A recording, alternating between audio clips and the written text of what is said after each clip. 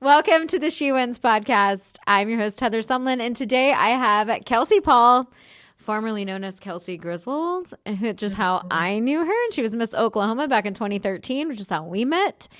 But I want you to give a little bit about who you are now, what's going on in your life right now, and then we're going to kind of do a little backslide into back when we met and see what we can learn. I do not really know where to begin as far as what I'm doing with my life. My life feels like it's its own. Yeah, I don't even know how to define it right now, but I'm a mother of two children, a 3-year-old and a 1-year-old. So that is the most important thing. I'm married to the love of my life. All of that is wonderful. I'm literally currently in a mansion that is like a part of the building of a church that I work in, and I'm a worship leader for our church. And we have been giving a lot of love and energy and time to the church since we came back to Oklahoma from Los Angeles. But there have been a few different things that we're moving into right now. As far as I've started a podcast, which is super fun. I love that. And called Roots and Rise. It's the greatest thing that ever happened to me because my partner is a blessing. And I'm trying to think. I'm also learning a few different things right now. Maybe we'll get into it, but there's just too much. There's too much. I feel like I'm trying to build my eulogy right now of creating a million different lives in one life. So I'm just not even sure what this season is defined as, other than being in the trenches of motherhood. Well, you have a 1-year-old and a 3-year-old. You're not supposed to know anything right now. Yeah, I literally don't know what day it is. That's fine. As long as they're alive, that's what matters. Let's talk about mental management and how I don't have any of that right now. Well, maybe this is why we're talking right now. Maybe we can reconnect. We definitely needed that because I'm going to tell you right now, I missed 5, maybe 6 appointments last week because I can't remember what day it is, where I'm at, what I'm doing. It's a whole, no one prepared me. No one told me that this was going to happen to my brain. If you don't sleep for 1.5 to 3 years, your brain has a very difficult time recovering. So that's what's happened. It's very necessary. So let's go backwards. So I met you in 2013 when you were Miss Oklahoma, and I sponsored Miss Oklahoma that year. So we worked together before Miss America. Yes. What do you remember? What do I remember? What do I remember? It's a great question. I'm going to tell you not necessarily what I remember, but how it affected me so that we can it's almost like I needed to be a testimonial for you for all these years. And I think we're not just coming back to it. So my interview for Miss America, which apparently went really well, but I blacked out 2.5 minutes in. Okay. When I say I blacked out, I literally blacked out and then remember walking out of the room. So I don't remember saying anything. I literally do not have any recollection of how I got out of the room. It was a really crazy experience. And I had kind of a mental breakdown about it because I was I failed everybody. Oh my gosh. What did I even say? It was bad. It was really, really bad. And I look back on the interview and it's interesting because you can tell if you train so hard for something that even if a bomb goes off into space, if a plane were to land in the room, your brain just keeps going and just keeps doing the thing you trained for. And athletes have talked about this in that if you're really, really engaged to win, if you're there to win, if you have the winner's mentality, then literally it would have to be something so catastrophic that would break your focus. And it's just interesting because I look back on that interview sometimes and I cringe because I'm ugh, I know exactly what happened. I know when you did it. I know what happened. But I finished it strong. And I think I won interview in my group, maybe. So you were second runner up overall. So you did great. Yeah. So did okay. And so it's just interesting when you train that hard, your brain just your brain and your body, they keep going Mm-hmm. despite the fact that your conscious mind is like checked out. So But that's a I don't good know. Whatever thing. you did, it worked. That's actually a good thing because what you want to do is you want to kind of be on autopilot. And what happens is your conscious mind kind of takes a back seat and your subconscious takes over and like drives the ship, right? And that's what you want. And so if you can't remember what happened in the room, it probably was the best experience ever. It's sad that you can't Well, remember it, but like you probably did amazing. well, I think what happened, and if I'm gonna guess, one thing I do know, and I think we know about pageant girls in general, is usually, this isn't all the time, but usually the girl that's sparkling Hmm. wins. And Hmm. it's because the sparkle ignites inspiration, it ignites this excitement, it inspires the person that's looking at the sparkle, so to Right. speak, you know? And I think that that's even if a girl isn't perfect, and Hmm. even if the dress is like meh or the talent's like meh or whatever, it the girl that sparkles is the one that you push for her. You pull for that girl to do well. And I think that's true for really, if you think about that in life in general, you think about the sparkly people in your Hmm. life and you're like, yeah, but I just want good for them. Like, I just Hmm. want good things to happen to them, you know? So I think that that's, at the end of the day, whether the interview was good or not, I think there was some sparkle going on, which was good. Well, it was literally impossible for you not to sparkle. I don't know if you knew that, but you just have like this light personality. You're just very much, people are just drawn to you. I don't know if that happens now, but definitely then. Yeah, once I had kids, it was like sparkle and like I'm taking a hike. No, I think that the sparkle aspect is something that I really it's hard because I think that you try and define that thing and that's why I really pageant coaching, I wanted to do it for a while because I was like, I just want to inspire young women and I just want them to feel as and I want them to feel as capable as they really are, you Mm-hmm. know? And at the end of the day, I think that I came to realize you can train these girls and really Mm-hmm. work with them and make them to the best of their ability. But it was really hard for me when I would see another person coming and I'm like, ooh, that person is sparkling. And there's like Mm-hmm. nothing you can do about it. Like they're the sparkle, they're the fire, they're the firework, you know, and you're just like, okay, like it just We, it just happens, you know? I think it's kind of cool and sort of spiritual, but well, the interesting thing about pageantry is it's the one competition where more than one person is deserving of the win and only one wins. And it's it, really interesting, isn't it? yeah, Like and that's kind of like auditioning for shows or mm-hmm. movies or Broadway or whatever. It's like there's a lot of people that are really good, like Mm-hmm. really talented that can really do this.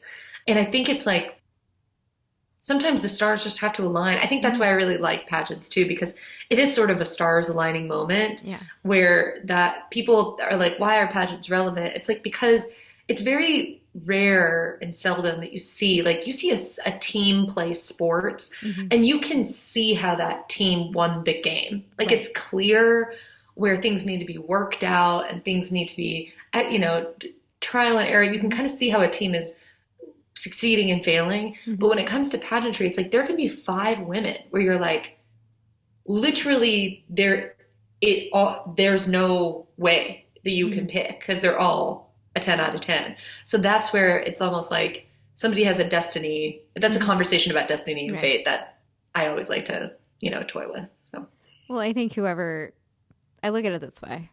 You know how they always say, seven different judges on a different day, pick a different girl. But then I also think like God trumps them. Like he can do what he wants. So at the end of the day, you can't go in if you're going into a competition saying, I am going to win. You're putting way too much pressure on yourself. Now you're not going to sparkle because you're trying too stinking hard. And then you don't know if that's what you're supposed to do. You don't know why we are where we are when we are. We don't know. Let's just do you, enjoy it. do you think this is true Mm. that when people, I always call it like, it's almost like this floating sensation where you Mm-hmm. feel like you're being carried? That Mm-hmm. feeling is usually in my life when I experience that feeling. It's a really, it's an act of surrender, so to speak, to God. But it feels like God is sort of carrying me through something, Mm-hmm. and I don't have to lift a finger. And if I do, I mess it up. So I remember that distinctly through that whole experience with Miss Oklahoma and Miss America, sort of feeling of like floating and like being carried, you know? Yeah. And it was really lovely because I was like, don't mess this up. Like, just kind of like Take your hands off the reins. and it's going to be okay. Yeah. You know? But I don't know. How do you feel about that? I mean, I think it's possible that what you're supposed to do and what you're supposed to experience is going to happen a lot of times when you release the need to control it. And I think that's what you're talking about. Like, you let go of the reins. It's like, okay, Lord, do this for me. Speak through me. If this is for me and it's your will, let it happen. And I think that's really what you did. I think sometimes what we do is we get in our own way, and then we start to try to steer the ship ourselves, and we try to get too much involved and too controlling over the circumstances. It's like a lot of times people will say, make it happen. And one of the things that we teach is like, don't make it happen, let it happen. Like whatever is supposed to be will be. Train really hard to win. I don't think you're going to be blessed if you sat and did nothing. I mean, I don't think God's going to bless the lazy. Okay. So I think you're going to need to put the work in and train to win. But then you have to release the need to win when you're there. Well, it's an art form to do that.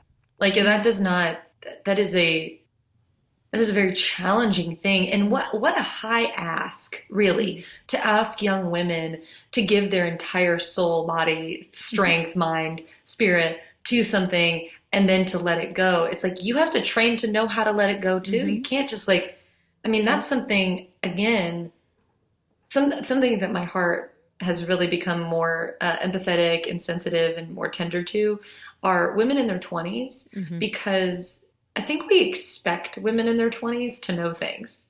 And I'm like, that's an unfair expectation, because I am now 32 and I know so little, but I certainly am aware of the fact that I know so little. And at 20 years old, to be Miss Oklahoma, I look at 24-year-olds that are crowned Miss Oklahoma. I know a 27-year-old that was Miss Oklahoma, and I'm like, probably would have done this a little bit differently, probably a little bit more wiser.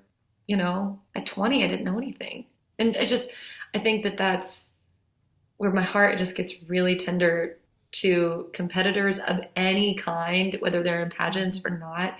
When you're young, it's just, I mean, it's so hard to do it all and to do it all well. And it's just know that it's like a mama heart. I look at my little ones and I'm like, oh, you don't know what you don't know. And it's so, I just want to hold you and take care of you.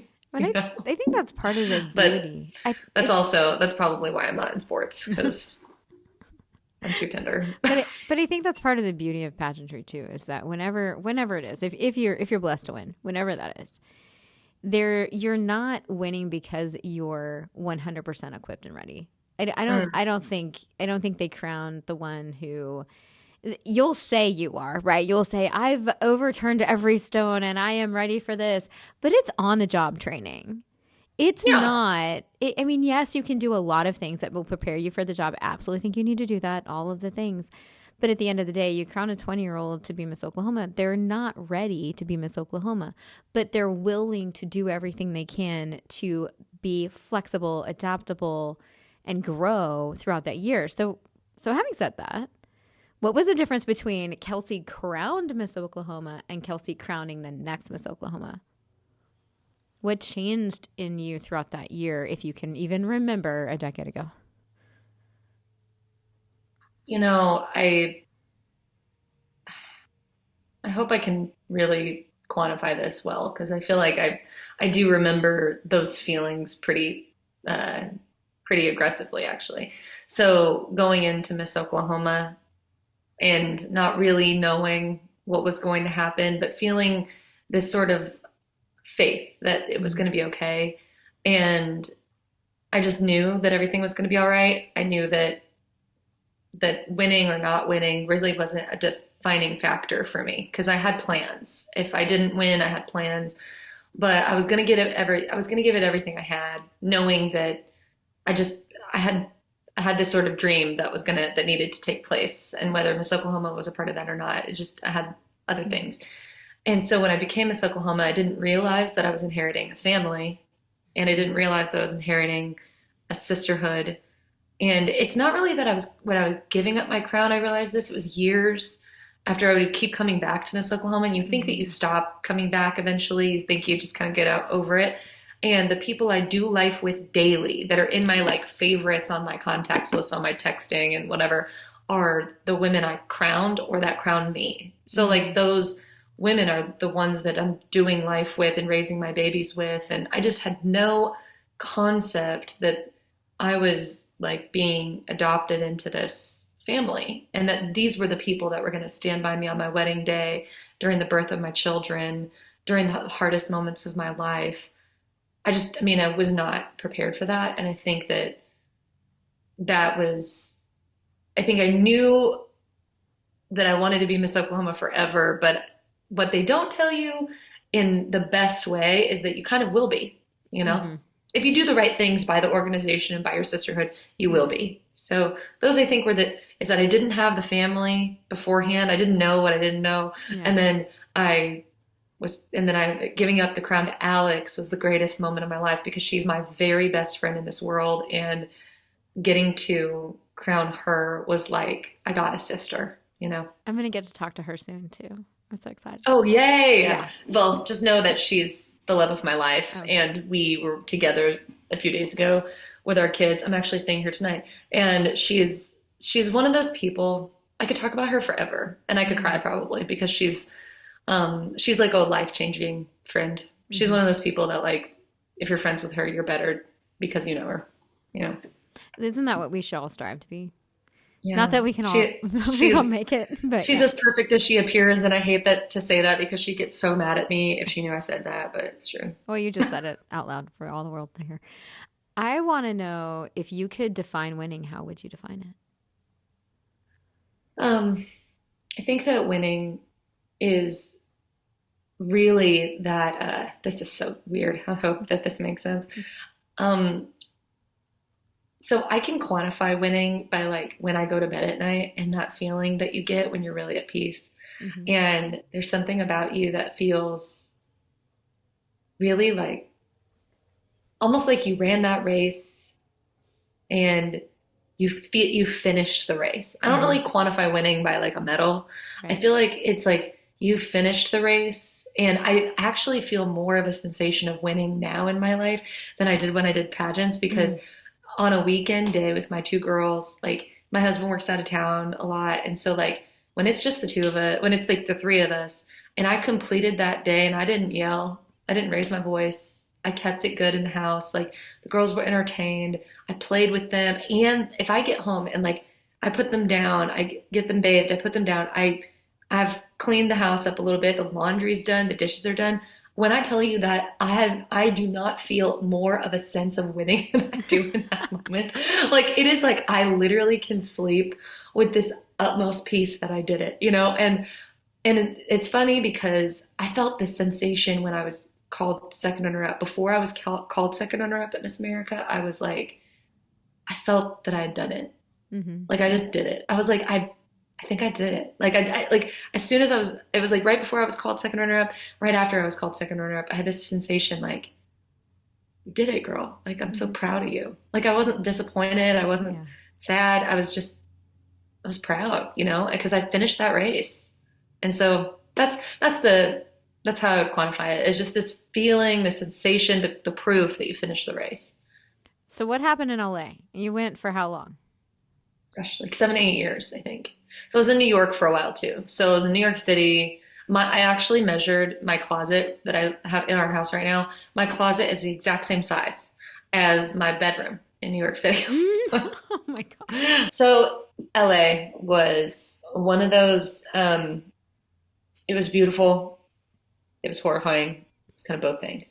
And so I would say that biggest lessons learned there were, I'm chasing this dream as hard as I can, in some capacity, the dreams are coming true.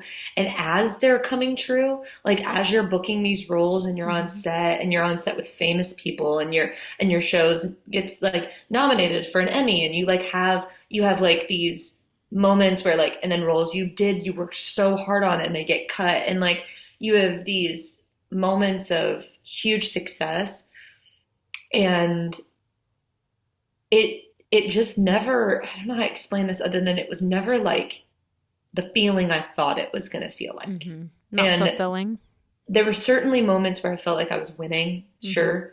But the moments that I felt like I was really winning were the moments that I felt like I could genuinely connect with people when I was in like in a casting room or I was testing for a show or whatever. And I felt like a genuine connection with a person because LA has a hard time with that.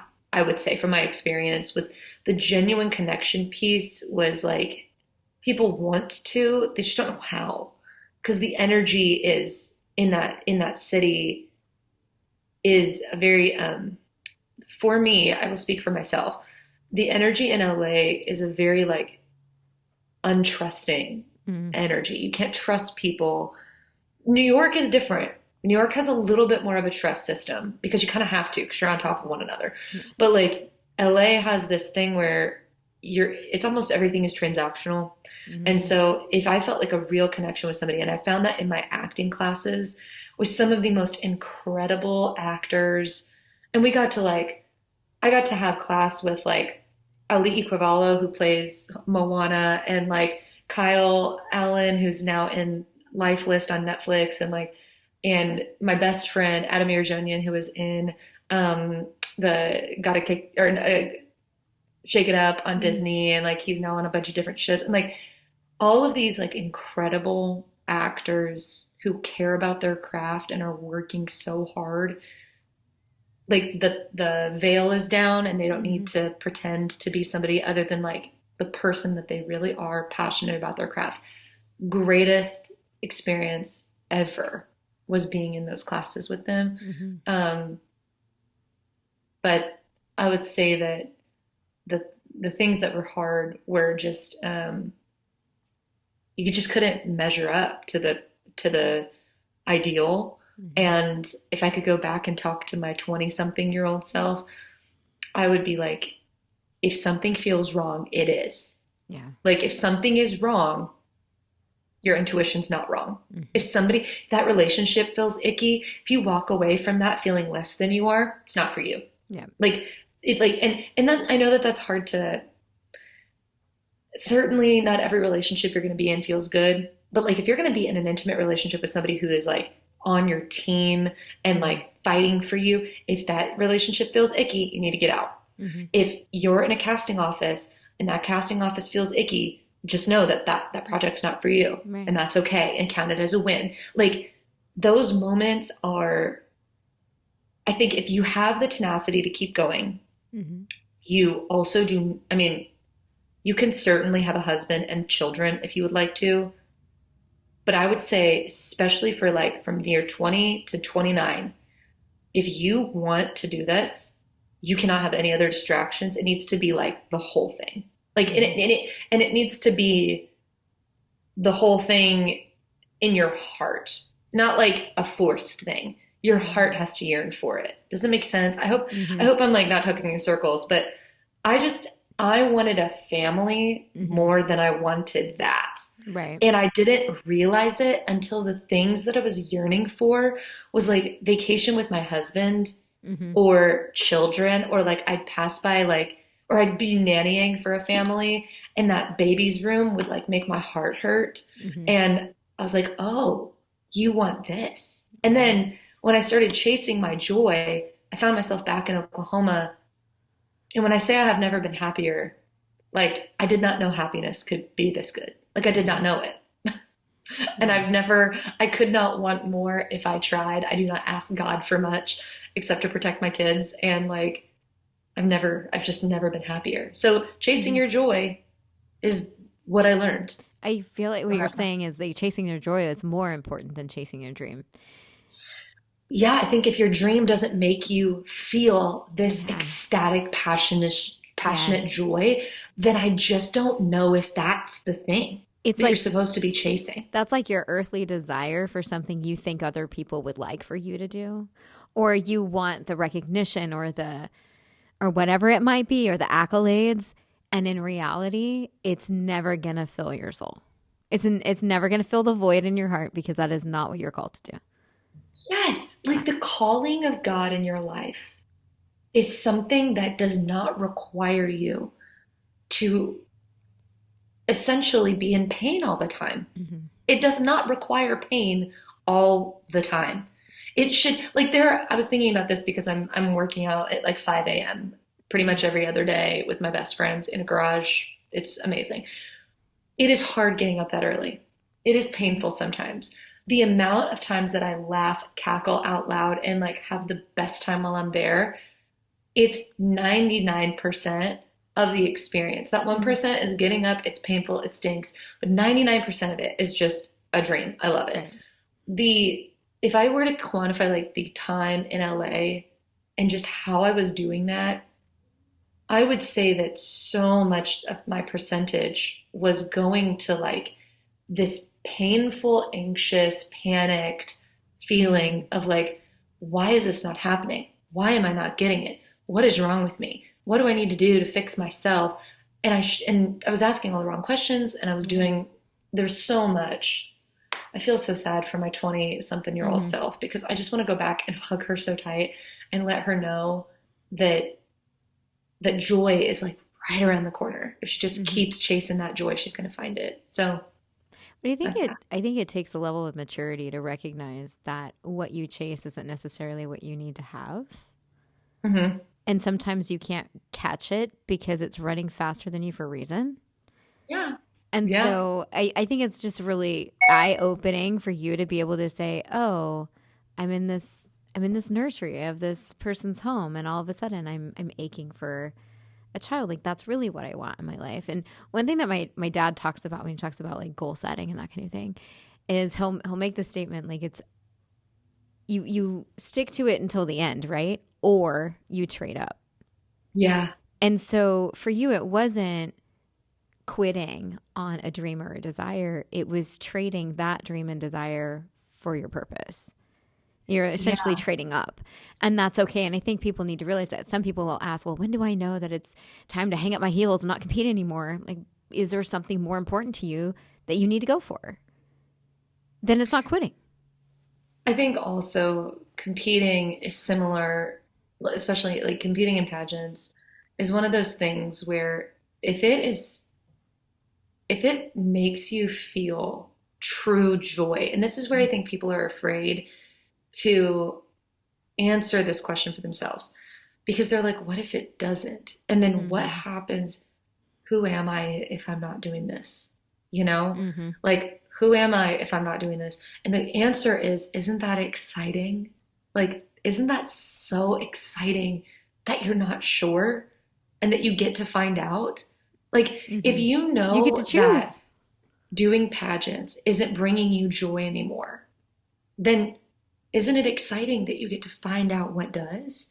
And if you know that pageants do bring you joy, but you're not getting the results that you want, isn't it exciting that you have a goal and that you have things to work on, and you know that you do? So you get to wake up every day and make that a part of your plan and your current purpose. It's not your eternal purpose. It's not the whole earthly purpose that you're here on earth to, do. But I think I think that when we stop being able to ask ourselves, like, isn't it exciting? Like, when we get to do something, then you're right, we need to trade up. We need to change it up. We need to start shifting our perspective. And right now that's what I'm doing in my life is I just took a very difficult exam and I passed, and I'm starting to look at different like career paths and things like that, just to like give myself options, because I didn't know I was good at law and math and all this stuff, and turns out I'm good at it. And like, it's like, okay, we're just gonna like look into this and see if this is something that fuels me, and if it doesn't, great. But like, I just think that life is too short. The world is currently on fire, and I would prefer it if I am bringing joy into the world, and I leave it better than I found it. So I love that's that. the goal. I love that. And I think you're right. I think every single day we can choose, who do we want to become? You don't have to be who you are. Isn't that nice? If you don't like who you are, you can change it. Woohoo. Like literally, you don't have to be who you are.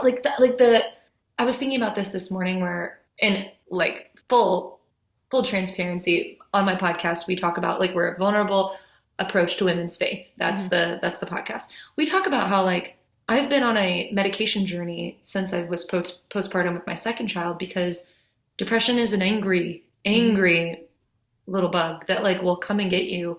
And I was not going to allow myself to turn into this person. Like I just wasn't. And I knew like medication for a season, why not? Why not? Why not do it? So I think I think we have a choice. And I think if we are prayerful, we're surrounding ourselves with the right community, if we start to assess just like, are we like, can we make a pie chart of what our life is like? And are we experiencing joy in all of the different areas in our work and in our family and in our relationships and friendships? And when we're alone, like, are you experiencing joy and a fullness in those spaces? You know, I think that's the question to ask. And if not, change the spaces or change you. Yeah. Yeah. You know, like, or visit your local psychiatrist and like do what I did. It helped me. Well, it was great. And sometimes sometimes you do have a chemical imbalance and you need that extra help, and it's important to find it. And there's nothing wrong or shameful about that. I mean, I think we need to be willing to be open to finding the solutions to the things that are plaguing us. I have a question about your podcast. So how did it start? Well, so it's so funny. In October, I had like started plotting and planning a podcast just about women. How I had this idea, and we've like now since then we've sort of created sort of there's like a legal term, but I can't remember what it is, but we locked it away, this plan. I don't know what the word is when you like patent it, basically. Yeah. So a subscription service for women, for young women, especially like high school, college age, to be connected with women in certain fields. Oh, very cool. And so like a you can, you know, if you're interested in medical school, but you have no idea, you don't have anyone in your family that can answer any of these questions for you, you can be connected with somebody in the medical field and they'll be a mentor to you, or they can answer questions through a portal. And so I was talking to my friend about this and I was like, I just have this dream that women will have access to help. Like that, you know, being in the foster system and not having my mom or my parents like to help me through life, I had so many questions, and I was really in a place where I was like reaching for anybody that would talk to me. And I think that this is really being built for that version of me, you know, but so the podcast then got spurned out of that. So that's being patented and sort of created into a conference aspect idea. But the podcast Roots and Rise is one of my best friends, Maddie, and I sort of just talking about faith from an extraordinarily vulnerable approach, meaning that there are no airs. There are no, it is not a typical faith-based women's podcast. Like in one of the episodes most recently, I do talk about how I poop my pants, like at work, and how literally pooping them in, like coming to work, like the panties, like I had to figure out what to do with the pants because I was about to go lead worship for like 3 hours and I had shat myself. So like that is something we talk about. Like, it's just like, I'm sorry, I've had 2 kids. And it's like, turns out you literally can't do anything about that. Yeah. Yeah. I was like, whoops. And so we talk about that. We talk about, our new episode that's coming out, we're talking about doubt and doubting your faith, because there's just a lot of moments where I'm really in a season of doubt and like really struggling. And we joke a lot, we laugh a lot, and we just, our biggest thing is we're asking questions that we don't really feel comfortable asking in church, and sermons that you're not really hearing, and takes that are, they're maybe a little hotter, but like navigating them together and recognizing that like we might say some things that are uncomfortable. Hopefully we're going to just navigate this as a group, you know? Yeah. And your target audience for that is Women really anywhere from like their 20s to 40s and 50s. I mean, we have men that are listening like every week. And so we have, I mean, that, which is so crazy to me. I'm like, I'm glad you're learning something. But like, I think that the biggest target has been women in their 30s with children, young children. Right. Those women have been like avid listeners. A lot of my friends are listening. We're all in our 30s, but like I would say that 40s is what we're trying to like engage with because 40s is the new 20s. And so we're trying to make sure that you're like, we're almost talking about things before they happen, you know, if that makes sense. I did watch your first very episode. Vulnerable, very authentic. It's super fun. Yeah. We say a lot of things that are inappropriate. Yeah. I watched your first episode. I thought it was great. It was really fun. I mean, I don't have small kids. I have grown kids. But at the same time, I'm still able to, I can relate to the struggles and the challenges and things like that. So it's called Roots and Rise. Everybody feel free to follow along as Kelsey and Maddie take you on a fun, hysterical journey. It's really cool. I enjoy it. The most recent episode, well, the one that is the struggle bus, that's the one. If you really want to laugh, that's the one because it's a mess. I remember not too awful long ago, I recorded something and I said, have you ever been on the struggle bus and then you realize, oh my gosh, you're driving and like you're the driver and you're like, so I need to pull over. I need to let some people off. I need to put some more people on so I can get where I want to go.